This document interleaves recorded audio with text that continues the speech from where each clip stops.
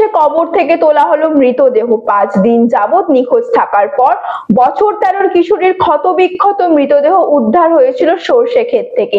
তাকে খুন করা হয়েছে অভিযোগ পরিবারের। ময়না তদন্তের রিপোর্টে সন্তুষ্ট না হয়ে ফের ময়না তদন্তের দাবিতে কলকাতা হাইকোর্টে আবেদন করেছিল মৃত কিশোরীর পরিবার। এদিন সেই আবেদন মঞ্জুর করেছেন বিচারপতি জয় সেনগুপ্ত।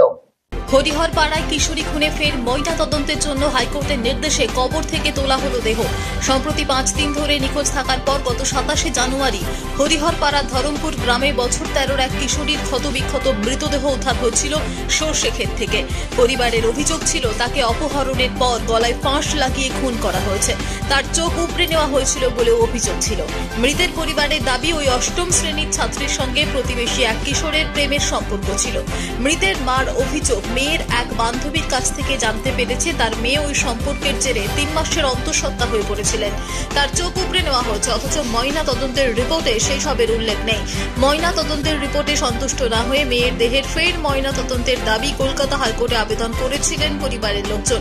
বিচারপতি জয় সেনগুপ্ত আবেদন মঞ্জুর করে, তাই আজ বিচারপতির নির্দেশে ম্যাজিস্ট্রেটের উপস্থিতিতে ভিডিওগ্রাফি করে তোলা হচ্ছে দেহ। কলকাতার SSKM হাসপাতালে বিশেষজ্ঞ চিকিৎসকের উপস্থিতিতে ওই কিশোরীর দেহের ময়না তদন্ত হবে। কবর থেকে কিশোরীর দেহ তোলা হচ্ছে জানাজানি হতেই কবরস্থানের আশপাশে এলাকার মানুষজন ভিড় জমিয়েছে। ঘটনায় চাঞ্চল্য এলাকা জুড়ে। পরিবারের লোকজনদের দাবি তাদের মেয়েকে যারা নৃশংসভাবে খুন করেছে তাদের পুলিশ শাস্তির ব্যবস্থা করুক। আমরা কেন পারলাম না, আর কেন এই বোনটা এরকম আত্মহত্যা করে কেন মারলো, কি দোষ করলো আমার এই বোনটা? এই জন্য আমার লোক 12 বছর 10 মাস বয়স, যে এখনো কিছু মানে বোঝার মতন হয়নি, যে 10,000 টাকার লোভে মেরে দিল যে লিয়াই আমি কলকাতা নিয়ে দেবো, ভাত দেবো।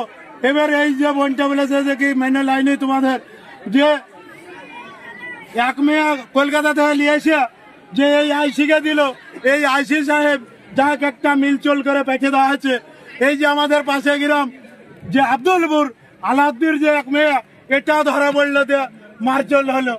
তো এই জিনিসটা যে আমার বোনটা অবুঝে পড়ে গেল, পড়ার তরুণ থেকে যে ঘটনা ঘটে গেল, তাতে আমরা আইনের রাস্তায় গেছি।